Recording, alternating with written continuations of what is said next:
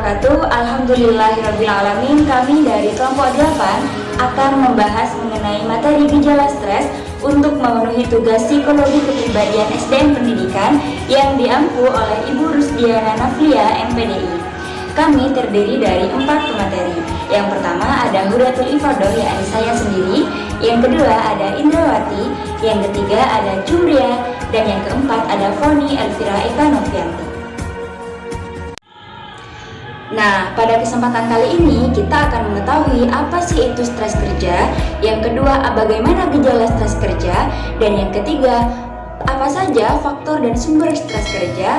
Dan yang keempat, bagaimana mengelola serta manajemen pada stres kerja. Assalamualaikum warahmatullahi wabarakatuh. Stres kerja. Apa itu stres kerja? Menurut Coleman, stres merupakan suatu tekanan baik fisiologis maupun psikologis yang dihasilkan oleh peristiwa, pengalaman, ekonomi, sosial, dan emosional yang sulit dikelola. Nah, oleh karena itu, apa itu stres kerja?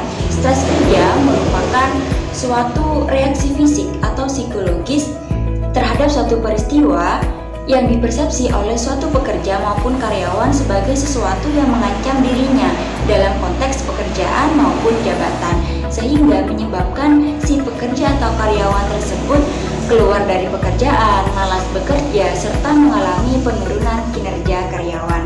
Nah, bagaimana gejalanya, apa saja sumber dan faktor stres, kemudian bagaimana mengelola stres kerja tersebut akan dibahas oleh pemateri selanjutnya. Terima kasih. Wassalamualaikum warahmatullahi wabarakatuh. Assalamualaikum warahmatullahi taala wabarakatuh. Di sini saya akan memaparkan terkait gejala-gejala stres, di mana dalam hal ini individu akan mengalami gejala stres yang positif jika seandainya individu diberikan kesempatan untuk naik jabatan dan mendapatkan hadiah atau reward. Sebaliknya, jika individu tersebut diberikan suatu ancaman atau hambatan, maka individu tersebut akan mengalami gejala stres yang negatif. Adapun menurut beberapa tokoh, yang pertama yaitu menurut Kinpri, terdapat beberapa gejala stres. Yang pertama yaitu gejala perilaku, di mana gejala perilaku di sini seseorang akan mengakibatkan mudah marah, mudah tersinggung, dan lain sebagainya. Yang kedua yaitu gejala emosi, di mana dalam hal ini seseorang akan mengakibatkan mudah gugup, mudah sensitif, dan lain sebagainya. Yang ketiga yaitu gejala fisik, di mana dalam hal ini seseorang akan mengakibatkan sakit perut, detak jantung yang semakin cepat, dan lain sebagainya. Adapun menurut Bert dan Newman, terdapat beberapa gejala stres. Yang pertama yaitu gejala psikologis, di mana dalam hal ini seseorang akan mengakibatkan kecemasan, ketegangan, kebingungan, mudah tersinggung, dan lain sebagainya. Yang kedua yaitu gejala fisiologis, di mana dalam hal ini seseorang akan mengakibatkan meningkatnya denyut jantung. Yang kedua yaitu tekanan darah, dan lain sebagainya. Yang ketiga yaitu gejala perilaku, di mana dalam hal ini seseorang akan mengakibatkan penundaan pekerjaan, menghindari pekerjaannya, dan absen dari pekerjaannya. Mungkin hanya itu yang dapat saya sampaikan. Assalamualaikum warahmatullahi taala wabarakatuh. Assalamualaikum warahmatullahi taala wabarakatuh. Di sini saya sebagai pemateri ketiga akan membahaskan tentang sumber dan faktor stres. Di sini ada beberapa faktor penyebab stres yang diketahui. Yang pertama, faktor penyebab stres karena masalah kesehatan, seperti menderita suatu penyakitnya berat atau sulit disembuhkan. Yang kedua yaitu faktor penyebab stres karena penyebab masalah keluarga, seperti bertengkar pasangan, tak kunjung hamil saat sudah cukup lama menikah. Yang ketiga, faktor penyebab stres karena pekerjaan seperti beban di tempat kerja, hubungan saat menjalani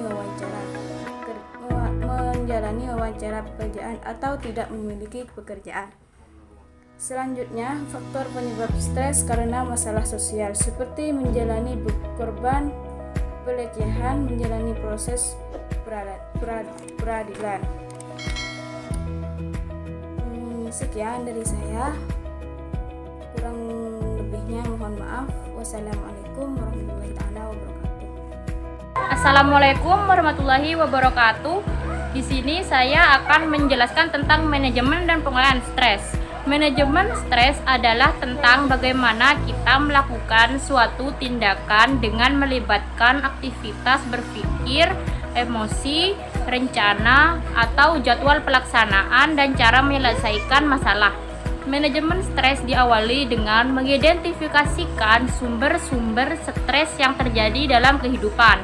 Manajemen stres lainnya adalah melakukan aktivitas menyenangkan.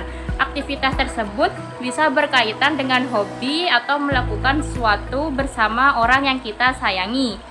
Misalnya jalan-jalan ke tempat favorit, mengunjungi tempat baru, dan sebagainya.